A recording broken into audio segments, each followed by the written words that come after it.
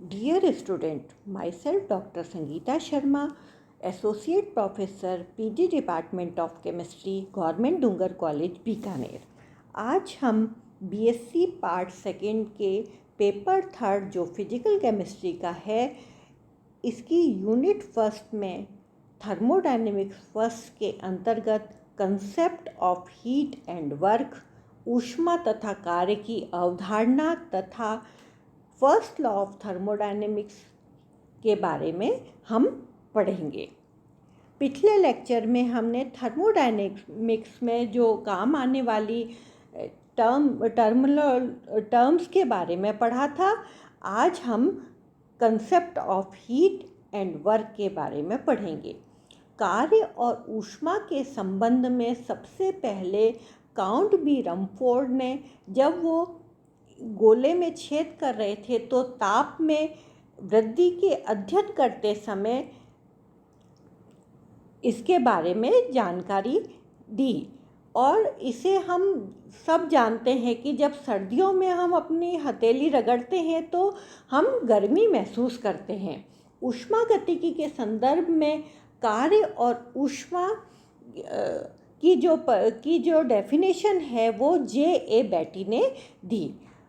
कार्य या वर्क ऊष्मागतिकी में कार्य उस मात्रा को कहते हैं जो किसी तंत्र की बाउंड्री या परिसीमा से किसी परिवर्तन के दौरान प्रवाहित हो और जो पूर्ण रूप से सराउंडिंग में किसी वजन को उठाने में परिवर्तित हो रहा हो। Work is a transfer of energy from one system to another that is done in uniform motion. ऊष्मा या हीट ऊष्मागतिकी में ऊष्मा को उस मात्रा के रूप में डिफाइन करते हैं जो तंत्र व सराउंडिंग के मध्य तापमान के अंतर के कारण तंत्र की अवस्था परिवर्तन के समय तंत्र की परिसीमा से प्रभावित होती है। इन दोनों परिभाषाओं में कुछ बातें महत्वपूर्ण है। पहली है कि यह दोनों तंत्र की बाउंड्री पर प्रकट होते हैं।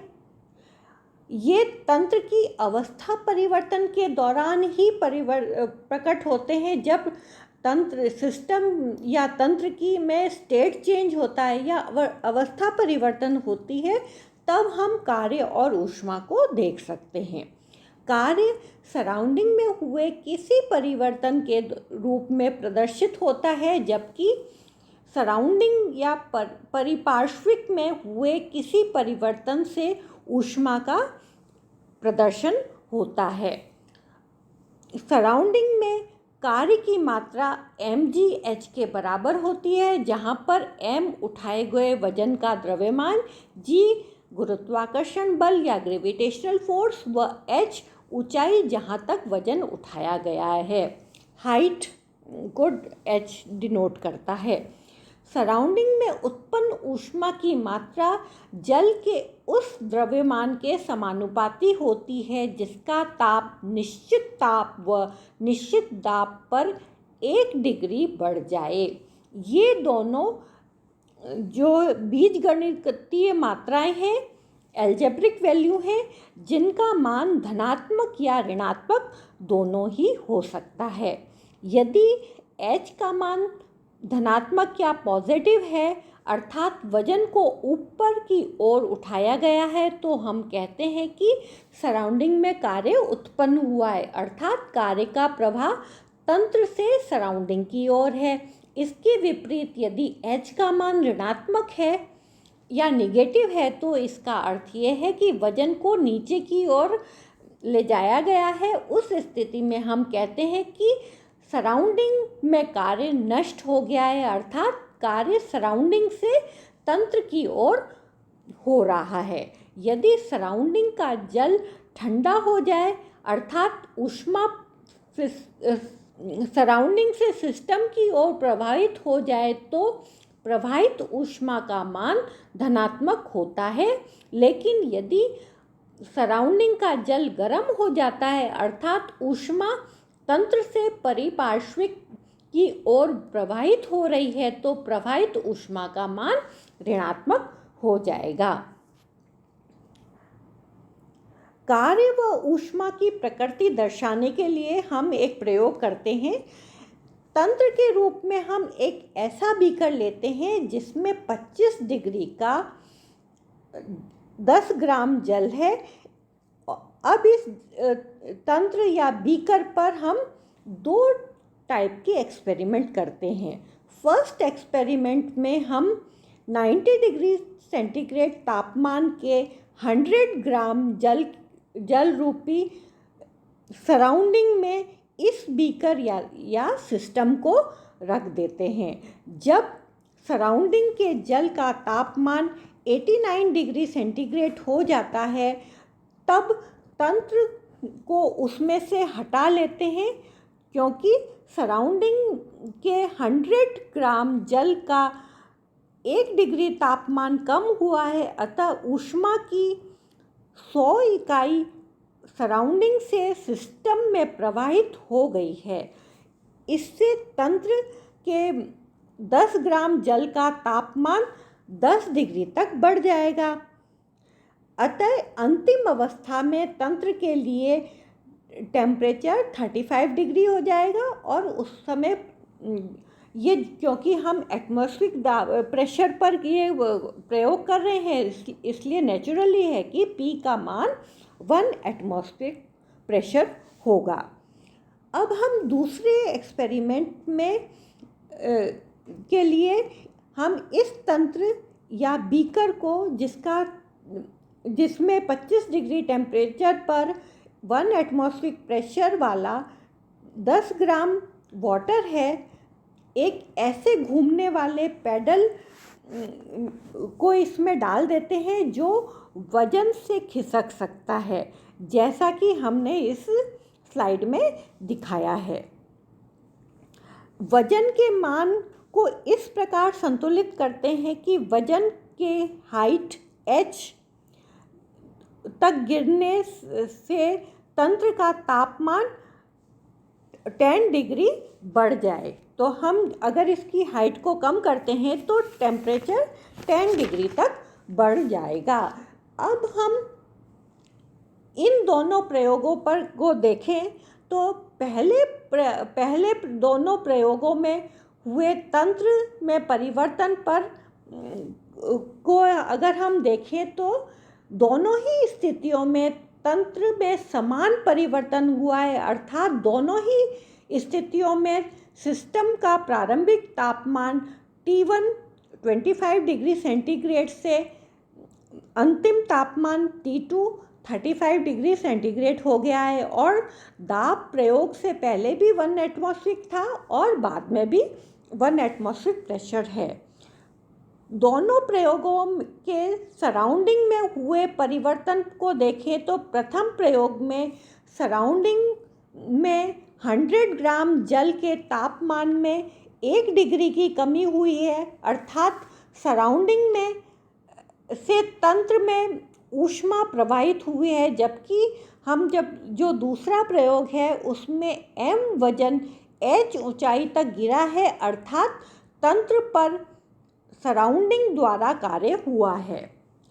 इन दोनों प्रयोग से हम ये निष्कर्ष निकाल सकते हैं कि यदि किसी तंत्र के तापमान में वृद्धि हुई हो तो ये आवश्यक नहीं कि उसको ऊष्मा ही दी गई हो, यह भी संभव है कि उस पर कार्य किया गया हो, और इस बात का पता हम तंत्र की अवस्था को देखकर नहीं लगा सकते हैं, लेकिन सराउंडिंग में हुए परिवर्तन को देखकर पता लगा सकते हैं। यही कारण है कि हम तंत्र के परिवर्तन को प्रेक्षित नहीं करते हैं, बल्कि सराउंडिंग के परिवर्तन को हम प्रेक्षित करते हैं। दूसरा निष्कर्ष हम ये निकाल सकते हैं कि इन प्रयोग में हम यह कि तंत्र की अवस्था परिवर्तन तो समान है, परंतु सराउंडिंग में कार्य और ऊष्मा का प्रभाव भिन्न भिन्न है, अर्थात कार्य व ऊष्मा दोनों ही पाथ फंक्शन हैं, क्योंकि ये दोनों परिवर्तन पाथ या पथ पर निर्भर करते हैं। कार्य, ऊष्मा व ऊर्जा ये तीनों एक प्रकार से एक दूसरे पर इंटरडिपेंडेंट है या पूरक हैं। किसी तंत्र को जितनी ऊष्मा दी जाएगी अथवा उस पर जितना कार्य किया जाएगा उतना ही उस तंत्र की ऊर्जा बढ़ जाएगी। ऊष्मागतिकी का प्रथम नियम इनके परस्पर संबंध को दर्शाता है। यही कारण है कि इन तीनों की इकाई एक समान है। सीजीएस पद्धति में ऊर्जा की इकाई अर्घ है, जिसको हम एक डाइन प्रतिरोध को 1 सेंटीमीटर दूरी तक खिसकाने के लिए किए गए कार्य को एक अर्घ कहा जाता है। अर्घ एक बहुत ही छोटी इकाई है, अतः एसआई पद्धति में ऊर्जा को जूल के रूप में प्रदर्शित किया जाता है, जिसमें 1 जूल 10⁷ अर्घ के बराबर होता है। ऐसा हम ऊर्जा को परिभाषित कर सकते हैं। जेम्स जूल ने यांत्रिक कार्य W और उत्पन्न ऊष्मा Q में एक निश्चित संबंध बताया, जो W = JQ या W = Q के बराबर होता है। यहाँ पर J ऊष्मा का जूल यांत्रिक तुल्यांक या joule mechanical equivalent of heat कहा जाता है और 4.184 × 10⁷ अर्घ या 1.184 जूल यांत्रिक ऊर्जा को खर्च करने पर 1 कैलोरी ऊष्मा उत्पन्न होती है। कार्य वस्तुतः बल के प्रभाव का सूचक है। कोई भी कार्य किसी न किसी बाह्य बल के विरुद्ध संपन्न होता है। फॉर एग्जाम्पल, दाब के विरुद्ध प्रसार का कार्य संपन्न होता है, तो किसी यांत्रिक बल के विरुद्ध यांत्रिक कार्य संपन्न होता है। अतः किसी भी कार्य के 2 महत्वपूर्ण पार्ट हैं, जिसके गुणनफल के बराबर वह कार्य होता है। किसी कार्य या ऊर्जा के 2 गुणांक हैं, जो तीव्रता गुणांक और धारिता गुणांक कहलाते हैं। तीव्रता गुणांक या इंटेंसिटी फैक्टर तीव्रता गुणांक उस प्रतिरोध का माप है जो तंत्र को किसी परिवर्तन के विरुद्ध करना पड़ता है। फॉर एग्जाम्पल, प्रसार कार्य में आयतन में वृद्धि होगी तो दाब के विपरीत ये कार्य होगा, अतः प्रसार कार्य में दाब तीव्रता गुणांक हुआ। दूसरा ये धारिता गुणांक या कैपेसिटी फैक्टर होता है। धारिता गुणांक उस परिवर्तन का माप है जो तंत्र पर लग रहे बल को प्रभावित करता है। फॉर एग्जाम्पल, प्रसार कार्य में दाब को प्रभावित करके आयतन में जो वृद्धि होगी वह आयतन परिवर्तन इस प्रसार कार्य में धारिता गुणांक हुआ। तो हम कार्य और उनके तीव्रता गुणांक और धारिता गुणांक को हम प्रदर्शित कर सकते हैं। जैसे अगर कार्य प्रसार का कार्य हुआ है तो तीव्रता गुणांक दाब और धारिता गुणांक आयतन होगा। यांत्रिक कार्य में तीव्रता गुणांक बल और धारिता गुणांक दूरी में परिवर्तन होगा। विद्युत कार्य में विभवांतर तीव्रता गुणांक और कूलॉम धारिता गुणांक होगा। गुरुत्वीय कार्य में गुरुत्वाकर्षण बल तीव्रता गुणांक और धारिता गुणांक ऊंचाई होगी। ऊष्मीय ऊर्जा में ऊष्मा धारिता तीव्रता गुणांक और ताप धारिता गुणांक होगा। ऊष्मागतिकी का प्रथम नियम या first law of thermodynamics. One consequence of the first law is that there must exist some quantity known as internal energy which is determined by the state of the system. For small changes in a system, dE internal is equal to dQ plus dW. The first law is an energy conservation statement specify that the only type of energy that changes in a system is internal energy. ऊष्मागतिकी के प्रथम नियम ने हमें ऊर्जा की अवधारणा प्रदान की है। ऊष्मागतिकी का प्रथम नियम ये कहता है कि ऊर्जा को ना तो हम उत्पन्न कर सकते हैं ना ही हम नष्ट कर सकते हैं। यद्यपि ऊर्जा के एक रूप को उसके दूसरे रूप में परिवर्तित कर सकते हैं। टेम्परेचर को हम लाइट में, साउंड में, हीट में, इस तरह से हम उसको परिवर्तित कर सकते हैं। इस नियम से ऊर्जा के संरक्षण की या कंजर्वेशन ऑफ एनर्जी की पुष्टि होती है। अतः इसे ऊर्जा के संरक्षण का नियम या law of conservation of energy भी कहते हैं और इसे हम परिभाषित करते हैं कि ब्रह्मांड की कुल ऊर्जा निश्चित है अथवा किसी भी प्रक्रम के बाद तंत्र व सराउंडिंग के कुल ऊर्जा परिवर्तन का मान शून्य होता है। अतः यदि U1 ऊर्जा वाले किसी तंत्र को ऊष्मा की Q मात्रा उपलब्ध कराई जाए तो उसमें W कार्य होगा।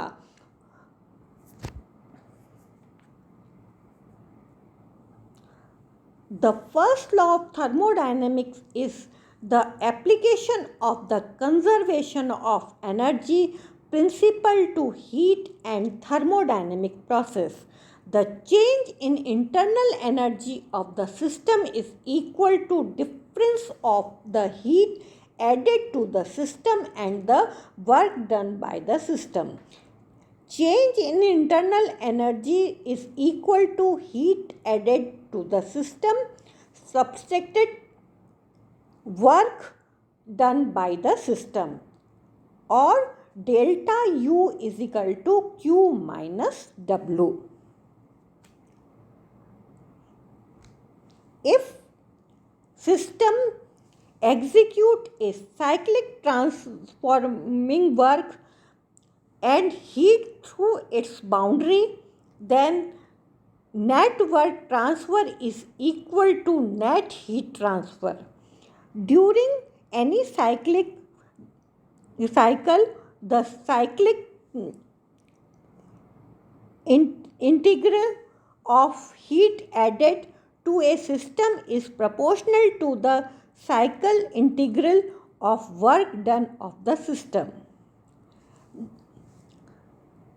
किसी चक्रीय प्रक्रम के बाद परिपार्श्विक में उत्पन्न हुए कार्य और परिपार्श्विक से ली गई ऊष्मा का मान सदैव बराबर होता है। तो phi delta W minus delta Q is equal to 0 और फाई DU या cyclic DU is equal to 0 क्योंकि DU is equal to delta Q minus delta W।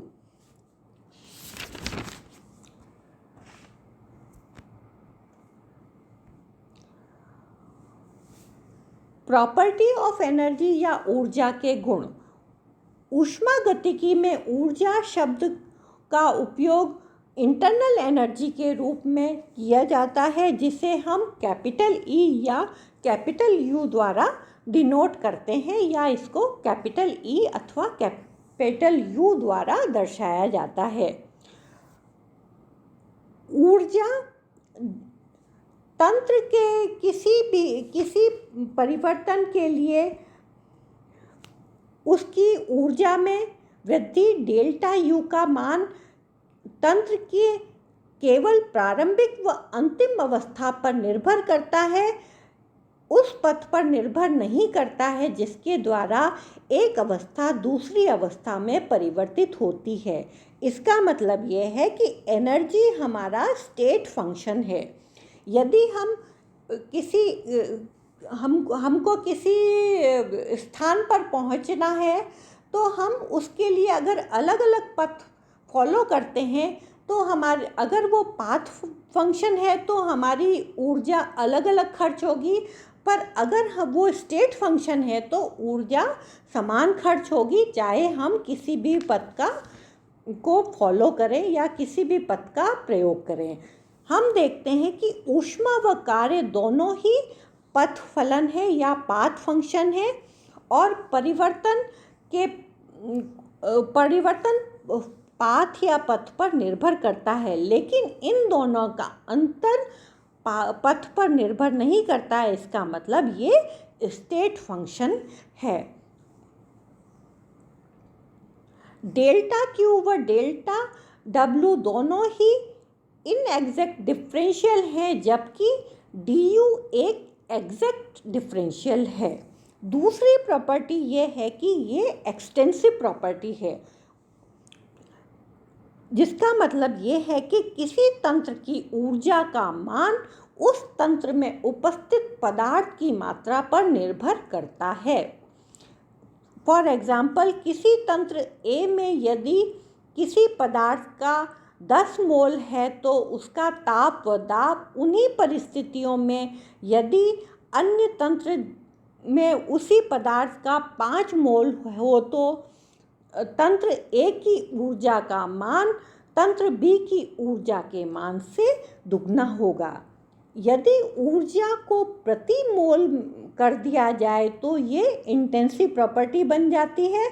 उस स्थिति में ए और बी दोनों के लिए ऊर्जा प्रति मोल एनर्जी पर मोल का मान बराबर होगा। तीसरी प्रॉपर्टी इसकी ये है कि ये संरक्षित रहती है, कंजर्वेशन ऑफ एनर्जी। समस्त रूपांतरण में ऊर्जा का संरक्षण होता है। यह शाश्वत गति वाली मशीन उसको कहेंगे जिसमें ऊर्जा को खर्च भी किए बिना कार्य को प्राप्त किया जा सके। प्रथम नियम के अनुसार इस प्रकार की मशीन को बनाना संभव नहीं है, इसलिए नहीं कि ऐसा साइंटिस्टों ने प्रयास नहीं किया, पर वो साइंटिस्ट इसमें सफल नहीं हुए। यदि वो इसमें सफल हो जाते तो हमारी एनर्जी क्राइसिस सॉल्व हो जाती। ऊष्मागतिकी के प्रथम नियम का डिफरेंशियल फॉर्म यथावत तथा अयथावत अवकलज। Differential form of first law of thermodynamic exact and inexact differential. यदि किसी तंत्र को सूक्ष्म मात्रा में ऊष्मा प्रदान करके उसमें सूक्ष्म मात्रा में कार्य किया जाए तो तंत्र की ऊर्जा में हुआ सूक्ष्म परिवर्तन D U is equal to delta Q minus delta W के बराबर होगा। ये ऊष्मागतिकी का प्रथम नियम का डिफरेंशियल रूप है, जिसमें डी यू तो एक एग्जैक्ट डिफरेंशियल है, जबकि डेल्टा क्यू और डेल्टा डब्ल्यू इनएग्जैक्ट डिफरेंशियल है, क्योंकि क्यू व डब्ल्यू दोनों ही पाथ फंक्शन या पाथ फलन है। ऊष्मागतिकी के प्रथम नियम को यथातय अवकलज रूप में प्राप्त करने के लिए डी यू को ऐसे चरों से संबंधित करेंगे जो अवस्था फलन हो, अर्थात ताप, दाब व आयतन पर ये डिपेंड करते हों। यदि इसमें से किसी एक चर माना कि वॉल्यूम को स्थिर कर दें तो तंत्र की ऊर्जा शेष दो वेरिएबल प्रेशर और टेम्परेचर पर निर्भर करेगी। तो U is the function of P and T। इस समीकरण को अवकलित करें तो du is equal to delta U upon delta P at constant temperature dp।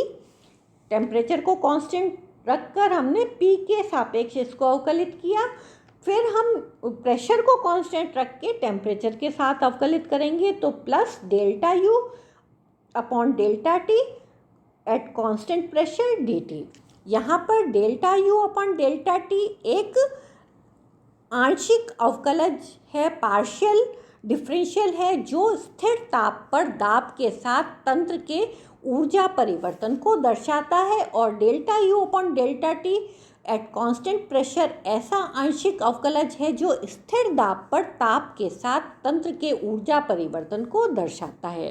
इसी प्रकार यदि P को स्थिर कर दें तो U is the function of volume and temperature, और इसको अवकलित करें तो du is equal to delta U upon delta V constant temperature dv plus delta U upon delta T constant volume dt। किसी भी विधि या पाथ से यदि दाब P से बढ़कर P प्लस dP व ताप T से बढ़कर T प्लस dt कर दिया जाए तो du का परिकलन किया जा सकता है। du is equal to delta U upon delta P constant temperature dp plus delta U upon delta T p dt समीकरण के द्वारा।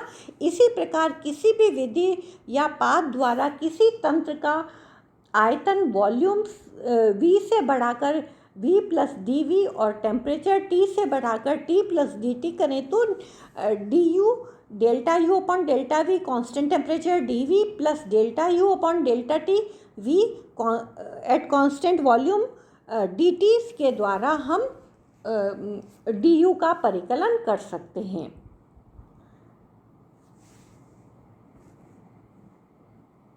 नेक्स्ट लेक्चर में हम आंतरिक ऊर्जा के बारे में पढ़ेंगे।